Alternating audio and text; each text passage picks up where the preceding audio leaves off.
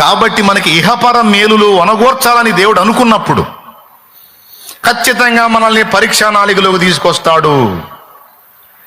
అది కూడా మనల్ని దీవించాలనుకున్నప్పుడే తెస్తాడు లైన్లో. మనల్ని అట్లనే వదిలేయాలనుకున్నప్పుడు పరీక్షలోకి తేడు.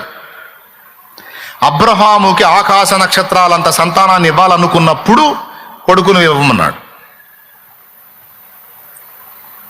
కొడుకుని ఇవ్వడానికి అబ్రహాం సిద్ధపడ్డప్పుడు అబ్రహాంతో ఏమన్నాడో తెలుసా? నీకు ఒక్కగానొక్కడై ఉన్న కుమారుని నాకు వెనుతీయలేదు గనుక ఇకబో ఆకాశ నక్షత్రాలు లెక్కేసుకో, సముద్రపు ఇసుక రేణువులు లెక్కేసుకోమన్నాడు. అమ్మో నా వల్ల కాదు ప్రభువా, నేను లెక్క పెట్టలేనంటే నీవే లెక్క పెట్టలేనంత మంది పిల్లల్ని నీకు ఇస్తానన్నాడు. పరీక్షకు ముందా పరీక్ష తర్వాత? ఇంత పెద్ద ఆశీర్వాదాన్ని అబ్రహాంకి ఇవ్వడానికి దేవుడు సిద్ధపడినప్పుడు ముందు అబ్రహాముని పరీక్షలోకి తీసుకొచ్చాడు. ఎంతమందికి అర్థమైంది? మన దేవుడు ఎవరో పెద్దగా చెప్పాలి. పరీక్షించటం దేవుని పని, పరీక్షలో పాస్ అవ్వటం మన పని. దేవునికి స్తోత్రం.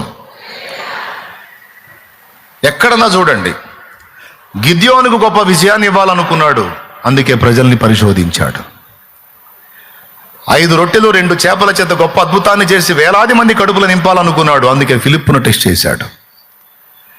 ఏబును ఒకంత కాదు 2 ఇంతలుగా ఆశీర్వదించాలనుకున్నాడు, ఏబును 2 ఇంతలుగా దీవించాలనుకున్నాడు, అందుకే ఏబును పరీక్ష నాళికలో పెట్టాడు. ప్రభు ప్రత్యక్షమైనప్పుడు మనకు మెప్పు, మహిమ, ఘనత కలిగించాలనుకున్నాడు, అందుకే మన విశ్వాసాన్ని పరీక్షలో పెడతాడు. ఇప్పుడు చెప్పండి, ఆయన మనల్ని పరీక్షిస్తాడా, పరీక్షించడా?